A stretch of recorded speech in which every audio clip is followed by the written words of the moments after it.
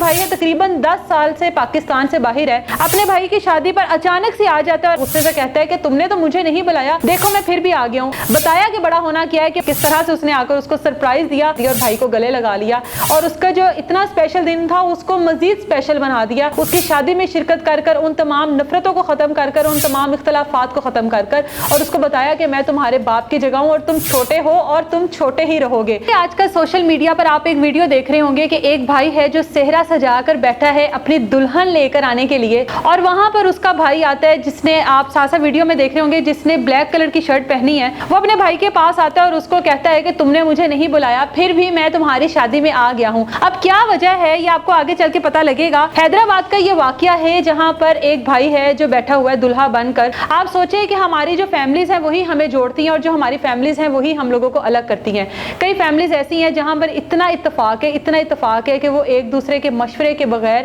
کچھ نہیں کرتے، اور کئی فیملیز ایسی ہیں جہاں پر خون اس حد تک سفید ہو چکے ہیں کہ شادی جیسے بڑے دن پر بھی ایک بھائی جو ہے وہ اپنے بھائی کو نہیں بلاتا۔ یہ بھی واقعہ کچھ اسی طرح کا لگ رہا ہے کہ ایک بھائی ہے جو کہ چھوٹا ہے، اور اس کا جو بھائی ہے تقریباً 10 سال سے پاکستان سے باہر ہے، اپنے بھائی کی شادی پر اچانک سے آ جاتا ہے اور اپنے بھائی کو پہلے تو ذرا غصے سے کہتا ہے کہ تم نے تو مجھے نہیں بلایا، دیکھو میں پھر بھی آ گیا ہوں۔ اور جو چھوٹا بھائی ہے، سننے میں ایسا آ رہا ہے، دیکھنے میں ایسا فیل ہو رہا ہے کہ وہ ٹھیک سے بول نہیں سکتا، سن نہیں سکتا۔ وہ اٹھتا ہے، بھائی اس کو تھپکی لگاتا ہے اور اس کو گلے لگاتا ہے اور اس کو کہتا ہے دیکھو میں آ گیا۔ یہ ایک ہماری زندگی کا بہت بڑا دن ہوتا ہے جس میں ہماری شادی ہوتی ہے، اور ہم لوگوں کی کوشش ہوتی ہے کہ جو ہمارے روٹھے ہوئے رشتے ہیں ہم لوگ ان کو بھی منا لیں، لیکن افسوس کی بات یہ ہے کہ ہم لوگ جس سوسائٹی میں رہتے ہیں یہی ایک ایسا دن ہے جس میں تمام رشتہ داروں کے منہ بن جاتے ہیں کہ ہمارے ساتھ یہ ہو گیا، ہمارا کارڈ پہ نام نہیں لکھوایا گیا، ہم لوگوں کو بلایا نہیں گیا، ہمیں اس طرح سے پروٹوکول نہیں دیا گیا۔ تو اسی طرح کے رشتے ہوتے ہیں کہ جو کہ بہن بھائیوں کو بھی دور کر دیتے ہیں۔ یہ بھی اس طرح کا ہی واقعہ تھا۔ خیر، اس بھائی نے بڑا ہونے کا احساس دلایا، بتایا کہ بڑا ہونا کیا ہے، کہ ماں باپ کے بعد آپ کے دو رشتے ایسے ہوتے ہیں جو کہ آپ کی ماں باپ کی ریپلیسمنٹ میں ہوتے ہیں۔ وہ آپ کا بڑا بھائی ہوتا ہے جو کہ باپ کی جگہ ہوتا ہے، آپ کی بڑی بہن ہوتی ہے جس میں آپ اپنی ماں کا عکس دیکھتے ہیں، اور اگر یہ آپ کے ماں اور باپ نہ بنے تو کوئی فائدہ نہیں ہوتا ایسے رشتوں کا، اور کہیں نہ کہیں بنتے ہیں۔ بڑوں نے ایک مثال بنائی ہوئی ہے کہ جو ناخن ہوتا ہے وہ ماں سے کبھی بھی جدا نہیں ہوتا، اور یہاں پر وہ مثال پوری ہوتی ہے۔ خیر، وہ بیٹھا ہوتا ہے، شادی کے لیے تیار ہو کر جاتا ہے، بارات لے کر جاتا ہے، اپنے بھائی کو نہیں بلاتا اپنی شادی پر۔ کیا اختلافات ہوتے ہیں وہ تو یہ بہتر طریقے سے جانتے ہیں، لیکن بڑا بھائی اپنا بڑا بھائی ہونے کا کردار، اپنا باپ ہونے کا کردار ادا کرتا ہے، اور 10 سال بعد واپس پاکستان آتا ہے اور ڈائریکٹ اسی لوکیشن پہ پہنچتا ہے جہاں پر اس کا چھوٹا بھائی دلہا بن کر بیٹھا ہوتا ہے، اور اس کو کہتا ہے دیکھو میں آ گیا۔ اور یہ وہ وقت ہے کہ جب دونوں کے جو اختلافات ہیں، دونوں کی جو لڑائی جھگڑے نفرت جو بھی رشتہ داروں نے بیچ بوئے ہوتے ہیں وہ ختم ہو جاتے ہیں۔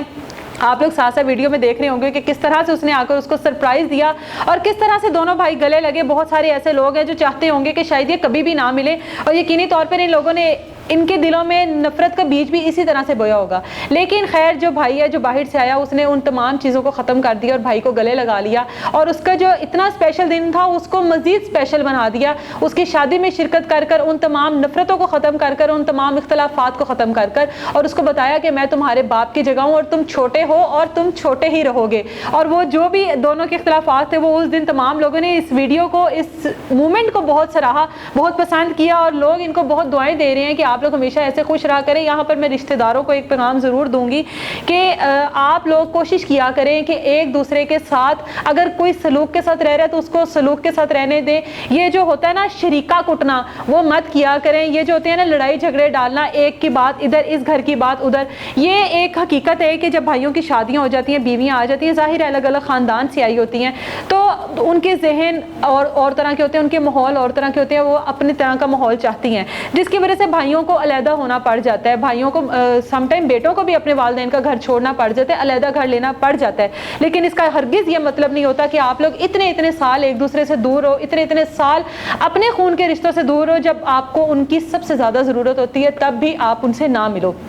اس لیے کوشش کیا کریں کہ خوشی غمی میں کبھی بھی پیچھے نہ رہیں، اپنے خون کے رشتوں کو مشکل وقت میں یا اچھے وقت میں کبھی بھی اکیلا نہ چھوڑیں، کیونکہ جب آپ لوگ اپنی جگہ خالی کرتے ہیں تو بہت سارے لوگ اس طرح کے بیٹھے ہوتے ہیں جو اس جگہ کو فل کر لیتے ہیں، جو اس جگہ کو بھر دیتے ہیں اور اس کے بعد اپنی جگہ بنا لیتے ہیں، اور آپ کے جو خون کے رشتے ہوتے ہیں وہ آپ سے دور ہوتے چلے جاتے ہیں۔ کوشش کریں کہ ایک مٹھی میں سمیٹ کے رکھیں، زندگی بڑی چھوٹی ہے، اور آپ کے جو خون کے رشتے ہوتے ہیں نا، سب سے زیادہ لائل آپ کے ساتھ وہی رشتے ہوتے ہیں۔ دوست، احباب، وہ سب ہیں، سب بعد میں آتے ہیں، سب سے زیادہ ضروری ہے آپ کے ماں باپ، اس کے بعد ضروری ہیں آپ کے بہن بھائی، آپ کی اولاد۔ یہی رشتے ہیں جنہوں نے آپ کو جوڑ کے رکھنا ہے، اور بڑی خوشی ہوتی ہے جہاں پر کہیں پر اختلافات اتنے سالوں بعد ختم ہوں اور وہ سب چیزیں دوبارہ نارمل ہو جائیں، جیسے کہ اس بڑے بھائی نے کیا، اور جس طرح سے لوگ اس کو سراہ رہے ہیں، ہم لوگوں کو بڑی خوشی ہوتی ہے، یقینی طور پر آپ لوگوں کو بھی خوشی ہو رہی ہوگی دیکھ کر۔ تو امید کرتے ہیں کہ دوبارہ زندگی میں ان دونوں میں کبھی ایسا کوئی اختلاف نہیں آئے گا، کبھی کسی کی باتوں میں نہیں آئیں گے، کبھی کوئی ایسا رشتہ دار اٹھ کر ان کے درمیان نفرت کا بیج نہیں بوئے گا، کیونکہ ان کو پتا ہوگا کہ جو بھی کچھ ہم لوگ کر لیں کچھ سالوں بعد تو دوبارہ ان لوگوں نے مل لینا، یا بڑا بھائی ہونے کا کردار اس نے پھر سے ادا کر لینا ہے۔ تو اس لیے ریکویسٹ ہے کہ خدا را اپنی جو رشتے ہیں ان کو سنبھال کے رکھیں۔ آپ لوگوں کے والدین اس دنیا سے چلے بھی جائیں نا، اس کے بعد بھی آپ لوگوں کے والدین کی ہمیشہ سے یہ خواہش ہوتی ہے کہ ہماری جو اولاد ہے وہ جڑ کے رہے، ہم لوگوں کی زندگی میں بھی اور ہم لوگوں کی زندگی کے بعد بھی۔ آپ لوگوں کے والدین تکلیف میں ہوتے ہیں جب آپ ان کی زندگی میں بھی علیحدہ رہتے ہو یا لڑائی جھگڑے کرتے ہو، اور آپ لوگوں کے والدین کے اس دنیا سے جانے کے بعد بھی ان کی روح کو تکلیف ہوتی ہے کہ ہمارے جو بچے ہیں وہ اتفاق سے نہیں بیٹھے بلکہ تنکا ہو کر بیٹھے ہیں۔ اس لیے اپنے والدین کی خاطر، ان کی روح کی سکون کی خاطر کوشش کریں کہ سلوک اور اتفاق سے جو وقت آپ لوگوں کی زندگی میں مقرر ہے اس کو گزاریں، تاکہ آپ لوگ جو رشتے ہیں ان کو خوش اسلوبی کے ساتھ گزار سکے اور پیار محبت کے ساتھ گزار سکے، کیونکہ سب کچھ مل جانا ہے۔ آپ کے بہن بھائی آپ کو نہیں ملنے، اگر آپ کے والدین اس دنیا سے چلے گئے نا، نہ ان والدین نے دوبارہ واپس آنا ہے، نہ آپ لوگوں کو آپ کے بہن بھائیوں نے دوبارہ ملنا ہے۔ اجازت دیں مجھے، اللہ حافظ۔